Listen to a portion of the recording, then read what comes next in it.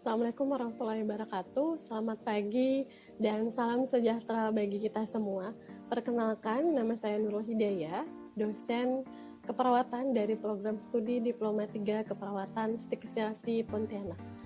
Pada kesempatan ini, saya akan mempresentasikan pelaksanaan pembelajaran mata kuliah keperawatan jiwa sebagai salah satu bentuk implementasi tugas dosen dalam bidang pendidikan dan pengajaran.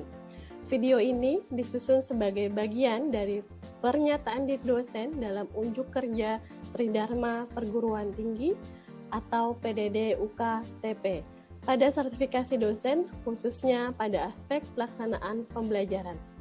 Dalam pelaksanaan pembelajaran, saya menerapkan pendekatan delivery, interaction, dan assessment yang dipadukan dengan student-centered learning, case study, collaborative learning, serta blended learning.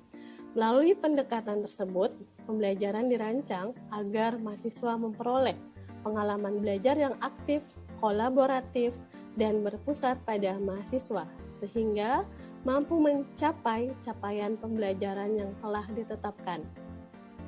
Mata kuliah yang saya ampuh adalah keperawatan jiwa dengan kode mata kuliah D23404 yang merupakan mata kuliah wajib pada program studi Diploma 3 Keperawatan semester 4 dengan bobot SKS, 3 SKS yang terdiri dari 2 SKS teori dan 1 praktikum. Mata kuliah keperawatan jiwa menguraikan tentang perspektif keperawatan jiwa, tren dan isu dalam keperawatan jiwa, serta konsep dan model keperawatan jiwa. Selain itu, mata kuliah ini membahas terapi modalitas, terapi aktivitas kelompok, psikofarmaka, serta asuhan keperawatan pada pasien dengan masalah psikososial dan gangguan jiwa berat. Di mana untuk CPL yang masuk pada mata kuliah yang nanti akan saya demonstrasikan mengajar terdiri dari CPL 2, yakni mahasiswa mampu memahami ilmu keperawatan untuk melakukan asuhan keperawatan secara profesional dengan menggunakan pendekatan proses keperawatan. Lalu CPL 03, mahasiswa mampu melakukan komunikasi tanda petik dan menguasai keterampilan dasar keperawatan untuk memberikan asuhan keperawatan pada klien melalui kerja tim. Lalu CPL 05, mahasiswa mampu memberikan asuhan keperawatan pada individu, keluarga, kelompok, dan masyarakat dengan mengutamakan keselamatan klien dan mutu pelayanan berdasarkan perkembangan ilmu dan teknologi keperawatan guna meningkatkan kualitas asuhan keperawatan dengan memperhatikan prinsip caring sesuai kode etik profesi. Dan untuk mendukung ketercapaian CPL tersebut, mata kuliah keperawatan jiwa memiliki 5 capaian pembelajaran mata kuliah atau CPMK, yakni CPMK 01, mampu menjelaskan konsep dasar dan model konseptual keperawatan jiwa. CPMK 02, mampu menjelaskan prinsip terapi modalitas dan terapi aktivitas kelompok dalam keperawatan jiwa. CPMK 03, mampu menjelaskan prinsip penggunaan psikofarmaka dalam keperawatan jiwa. CPMK 04 mampu memberikan asuhan keperawatan kepada klien dengan masalah psikososial. CPMK 05 mampu memberikan asuhan keperawatan pada klien dengan gangguan jiwa. Dan untuk sub capaian pembelajaran mata kuliah atau sub CPMK pada mata kuliah ini terdiri dari 8 item. Yang pertama adalah menjelaskan konsep dasar keperawatan jiwa, ruang lingkup dan prinsip etik keperawatan jiwa. Lalu menjelaskan model konseptual dalam keperawatan jiwa dan psikodinamika. Yang ketiga, mengidentifikasi dan menentukan pelaksanaan terapi modalitas. Yang keempat, menentukan dan mempresentasikan pelaksanaan terapi aktivitas kelompok. Yang kelima, menganalisis jenis, efek samping dan peran perawat dalam penggunaan psikofarmaka. Yang keenam, membuat pengkajian keperawatan pada pasien dengan masalah psikososial maupun dengan gangguan jiwa. Yang ketujuh, menyusun rencana serta mempresentasikan asuhan keperawatan jiwa pada klien dengan resiko maupun gangguan. Yang kedelapan, menyusun proses keperawatan pada klien dengan resiko maupun gangguan jiwa secara menyeluruh. Ini yang pertama, konsep dasar keperawatan jiwa. Nomor 2, model konseptual keperawatan jiwa. Yang ketiga, terapi modalitas dalam asuhan keperawatan jiwa. Yang keempat, terapi aktivitas kelompok dalam asuhan keperawatan jiwa. Yang kelima, konsep psikofarmaka. Yang keenam, konsep asuhan keperawatan pada pasien dengan masalah psikososial. Dan yang ketujuh, konsep asuhan keperawatan pada klien dengan gangguan jiwa berat. Lalu, sumber pustaka yang digunakan yang untuk menunjang perkuliahan pada mata kuliah keperawatan jiwa terdiri dari 8 buku sumber utama pustaka yang sudah tertera dalam RPS. Lalu terdapat 5 sumber pendukung yang salah satunya adalah sumber jurnal penelitian yang saya integrasikan dalam proses pembelajaran. Pembelajaran yang akan ditampilkan merupakan implementasi pembelajaran pada minggu keempat pertemuan ke-7, mengacu pada CPMK 01 dengan sub CPMK 02, yaitu mahasiswa mampu menjelaskan model konseptual dalam keperawatan jiwa dan psikodinamika. Materi pembelajaran pada pertemuan ini meliputi proses keperawatan jiwa, yakni pengkajian keperawatan jiwa, diagnosis keperawatan jiwa berdasarkan SDKI, penetapan luaran berdasarkan SKI, dan penetapan standar intervensi berdasarkan SIKI. Pembelajaran asinkronus pada mata kuliah ini dilaksanakan dengan alokasi 2 SKS dikali 60 tambah 60 menit atau setara dengan 240 menit menggunakan metode self-instructed learning dan case study melalui LMS @linksdikes.crc yang bisa diakses oleh mahasiswa masing-masing. Kegiatan pembelajaran meliputi membaca dan memahami modul proses keperawatan jiwa, menonton video pembelajaran mengenai proses keperawatan jiwa, lalu mengerjakan kuis secara mandiri, seperti itu. Lalu untuk selanjutnya, pembelajaran sinkronus dilaksanakan dengan alokasi 2 SKS dikali 50 menit atau setara dengan 100 menit menggunakan metode kuliah tatap muka, presentasi, diskusi, dan case study baik secara luring maupun sinkronus bisa melalui Zoom Meeting atau Google Meet. Media pembelajaran yang digunakan melalui LCD, papan tulis, dan modul cetak serta media pembelajaran digital lainnya. Pada kegiatan ini, mahasiswa mempresentasikan dan mendiskusikan tahap proses keperawatan jiwa yang meliputi pengkajian, diagnosis menggunakan SDKI, penetapan luaran menggunakan SKI, dan menetapkan standar intervensi menggunakan SIKI, dan evaluasi yang dilanjutkan dengan diskusi kelas dan tanya jawab sebagai bentuk penguatan konsep dan umpan balik mahasiswa. Penilaian pada pertemuan ini menggunakan rubrik penilaian yang dilaksanakan melalui kuis online formatif pada LMS N-Link, tugas ringkasan mandiri, presentasi kelompok, makalah analisis kasus, serta penilaian terhadap penggunaan literatur ilmiah, media gaya presentasi, partisipasi dalam diskusi, serta etika akademik dan sikap profesional. Dan pada kuis formatif, penilaian meliputi ketepatan jawaban, kesesuaian dengan teori keperawatan jiwa, serta ketetapan penggunaan istilah keperawatan jiwa. Secara keseluruhan, evaluasi hasil belajar mata kuliah keperawatan jiwa terdiri atas komponen penugasan sebesar 10%, ujian tengah semester 15%, ujian akhir semester sebesar 25%, project based learning 25%, case study sebesar 25%, dan teori memiliki bobot 70% dan penilaian praktik memiliki bobot 30%, sehingga total penilaian seluruhnya adalah 100%. Demikianlah penjelasan mengenai rencana pembelajaran semester mata kuliah keperawatan jiwa yang saya ampu. Selanjutnya saya akan menampilkan video pelaksanaan pembelajaran pada minggu keempat, yakni pertemuan ke-7, sesuai dengan rencana pembelajaran semester yang telah saya jelaskan. Assalamualaikum warahmatullahi wabarakatuh. Waalaikumsalam warahmatullahi wabarakatuh. Baik, apa kabar perasaannya teman-teman hari ini? Baik, hari ini kita akan mulai perkuliahan untuk mata kuliah keperawatan jiwa, di mana pertemuan kali ini kita akan masuk pada pertemuan yang ke-7 yang akan membahas terkait proses keperawatan jiwa. Baik, sebelum kita mulai, boleh teman-teman buka dulu atau mulai dulu dengan membaca doa. Silakan dipimpin.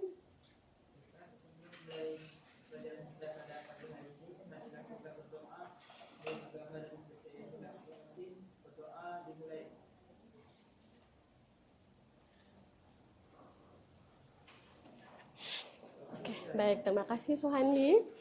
Nah, baik teman-teman, hari ini kita akan masuk pada pertemuan yang ketujuh, akan membahas terkait proses keperawatan jiwa, di mana untuk alokasi waktu pertemuan ini adalah berkisar sekitar 100 menit. Ke depan kita akan membahas secara komprehensif terkait proses keperawatan jiwa. Dan sebelumnya kita sudah membahas terkait model psikodinamika keperawatan jiwa, di mana kemarin kita sudah belajar terkait apa itu faktor predisposisi, presipitasi, penilaian stresor, dan sumber coping. Nah, teman-teman masih ingat apa itu predisposisi dan presipitasi yang kemarin kita bahas? Boleh angkat tangannya? Apa itu predisposisi dan apa itu presipitasi? Itu termasuk dalam model psikodinamika, ya. Ada yang masih ingat? Silahkan. Angkat tangannya, raise hand, jangan malu-malu.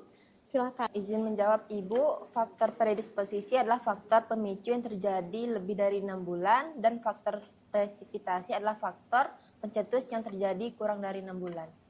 Betul sekali ya, bahwa faktor predisposisi adalah faktor atau penyebab yang munculnya itu kurang dari 6 bulan ke belakang, dan presipitasi adalah pencetus yang munculnya adalah 6 bulan terakhir, yang mencetuskan atau yang menimbulkan gejala seorang individu mengalami gangguan jiwa berat. Oke, good sekali. Sudah siap ya untuk pembelajaran hari ini? Yang review kemarin juga teman-teman sudah paham dan mengerti terkait model psikodinamika. Nah, yang ini adalah proses asuhan keperawatan jiwa merupakan turunan dari model psikodinamika dalam keperawatan jiwa. Seperti itu. Kita lihat. Nah, ini adalah tujuan pembelajaran kita. Silahkan dibaca sendiri bahwa ada 5 tujuan pembelajaran dalam mata kuliah keperawatan jiwa pada hari ini. Nah, di mana di sini kita akan bahas terkait proses keperawatan jiwa. Nah, mungkin teman-teman sudah tahu atau sudah pernah baca terkait proses keperawatan jiwa itu harus ngapain sih? Ada apa saja dalam proses keperawatan jiwa? Bisa bantu saya untuk menjelaskan sedikit, kasih clue, ada apa dalam proses keperawatan jiwa? Apa yang kita lihat? Apa yang kita lakukan?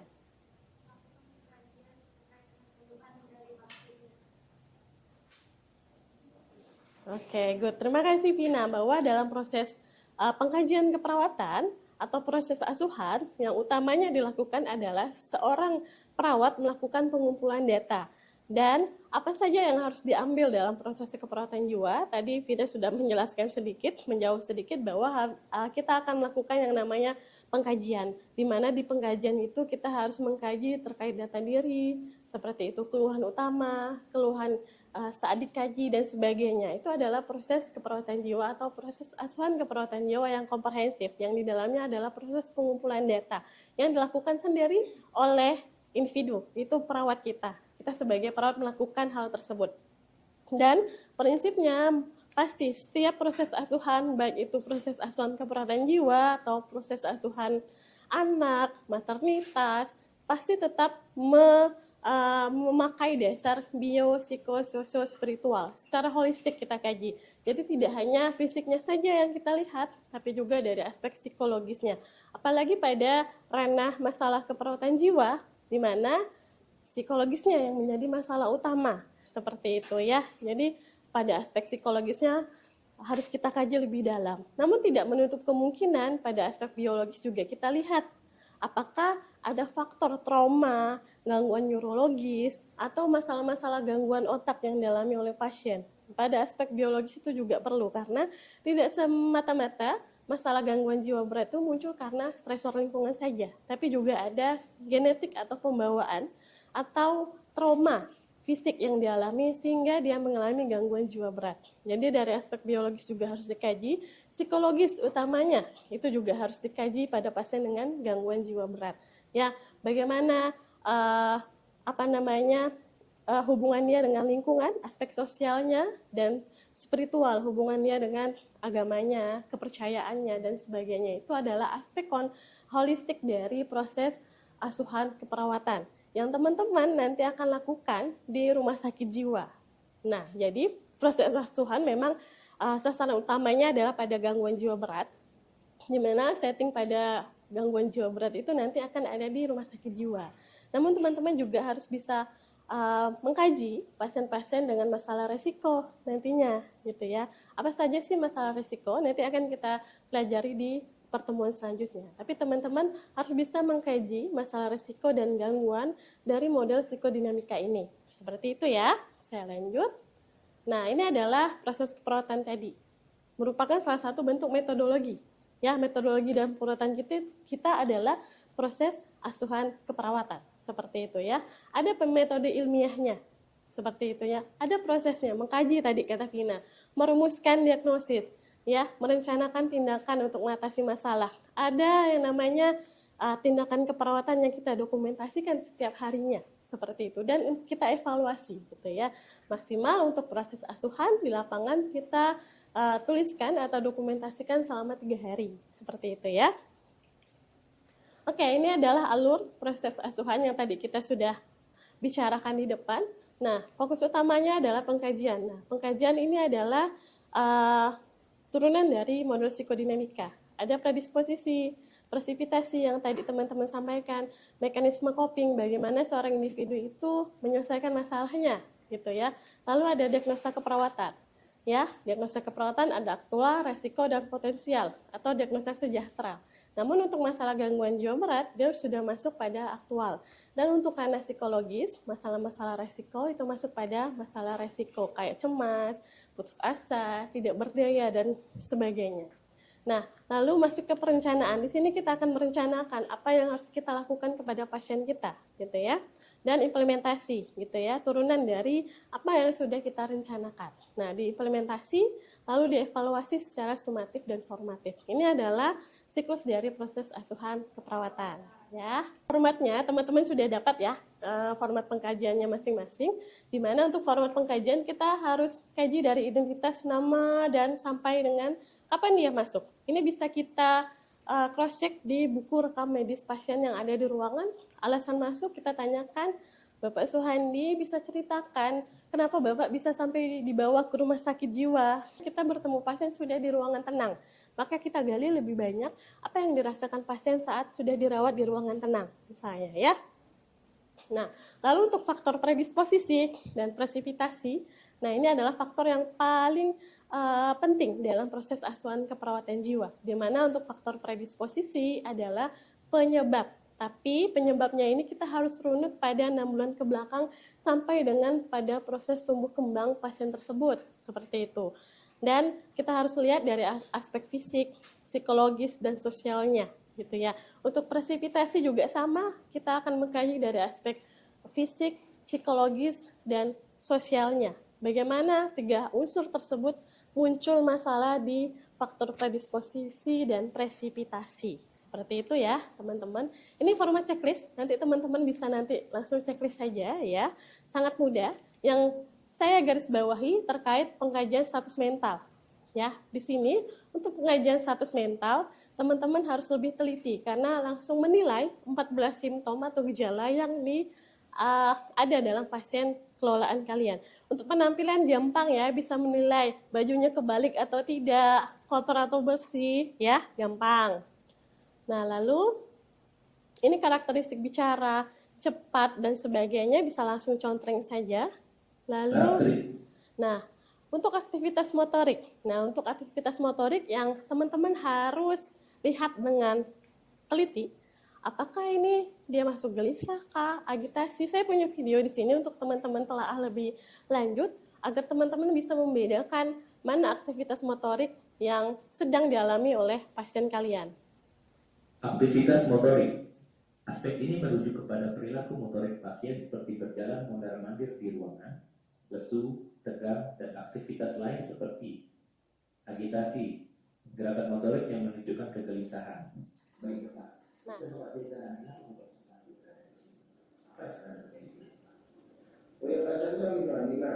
Kemudian sekali itu saya pakai baju nih, kemudian pakai celana terus kemudian saya bergegas. Tiba-tiba ada ini, ada tugas rumah sakit ini menangkap saya, dan mereka mengikat saya seperti ini. Kemudian gua keluar dan banyak orang sana mas, dan orang itu sangat memukul saya.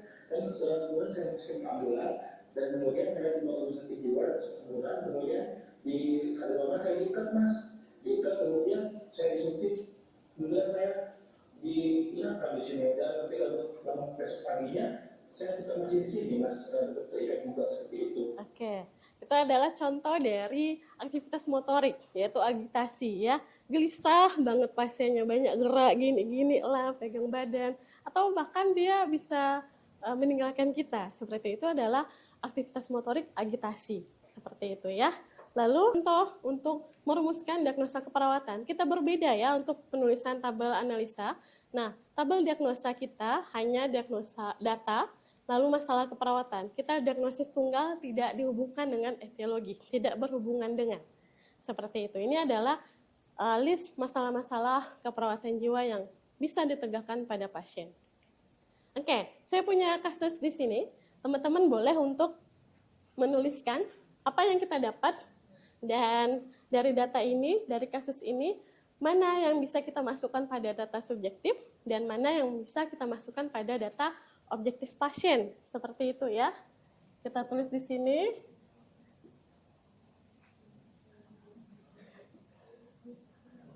Oke, ini ada data.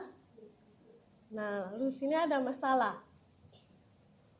Boleh bantu saya untuk teman-teman identifikasi mana yang masuk pada DS dan mana yang masuk pada DO dari kasus tersebut. Boleh? Silakan Vina.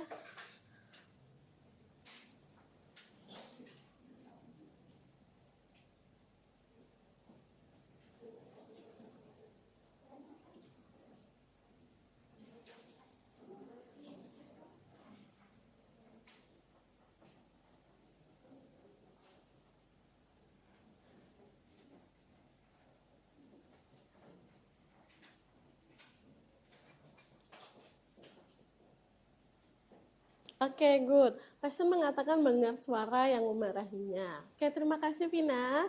Oke, ada lagi? Peru, silakan. Oke, boleh langsung ke data objektifnya.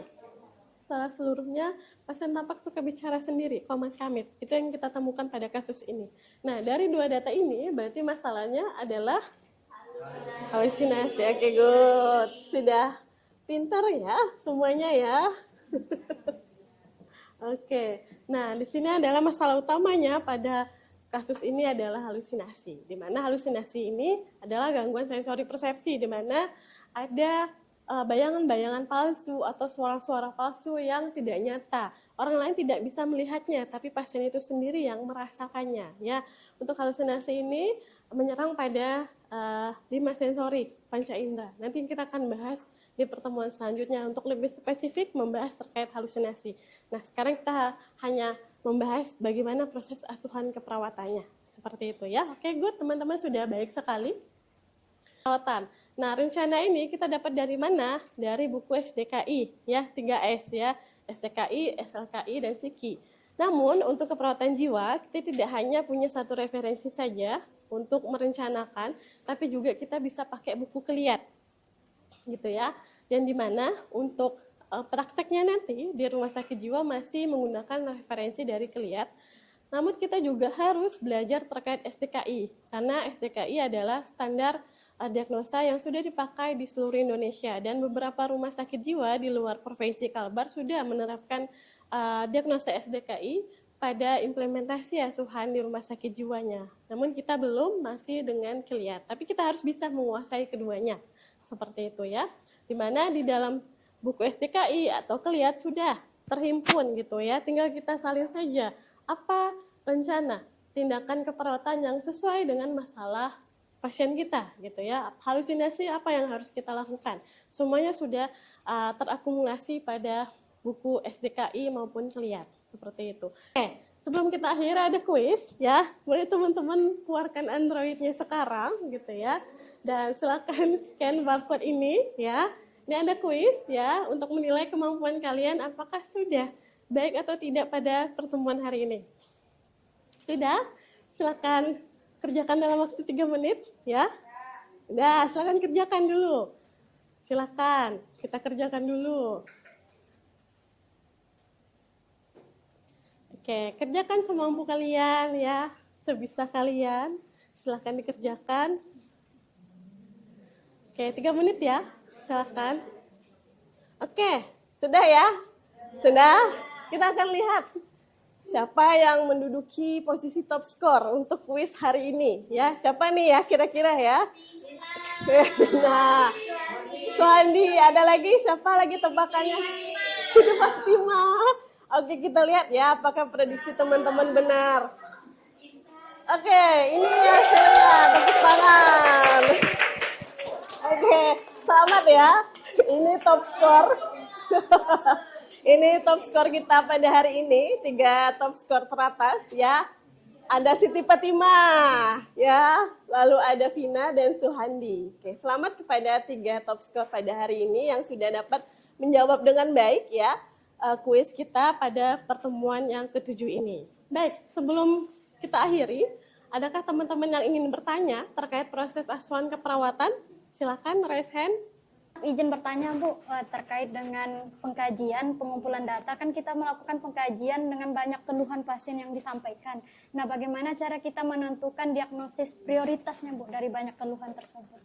Pertanyaan dari Vina ini akan biasanya muncul pada kondisi kita di rumah sakit jiwa. Ketika sudah bertemu dengan pasiennya Vina, pasti akan ada rasa galau gitu ya. Dia ini diagnosisnya apa ya gitu, halusinasi apa isos ya, sedangkan apa yang kita tanya tidak nyambung apa yang dia jawab, seperti itu. Karena beberapa pasien dengan gangguan kondisi yang sangat berat gitu ya, dan masih dalam kondisi rawat inap di ruangan akut gitu ya, pernyataannya masih belum dapat bisa kita terima karena masih fluktuatif, berbeda-beda gitu ya, masih ngawur. Nah, untuk data awal yang harusnya kita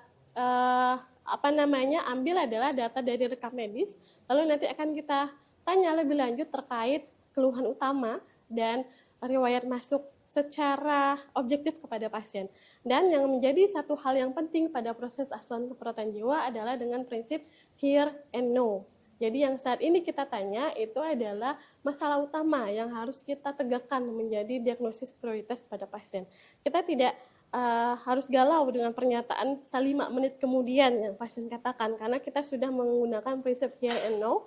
Saat ini, detik ini pasien mengatakan bahwa mendengar suara-suara, lalu 5 menit kemudian dia bilang suaranya tidak ada, atau sekarang saya pengen marah. Nah, jadi itu tidak kita gunakan prinsip galau, tapi prinsip hear and know. Paham ya, Vina ya? Jadi nanti ketemu pasien yang sesungguhnya di rumah sakit jiwa, Vina tidak lagi galau-galau, seperti itu ya. Sip?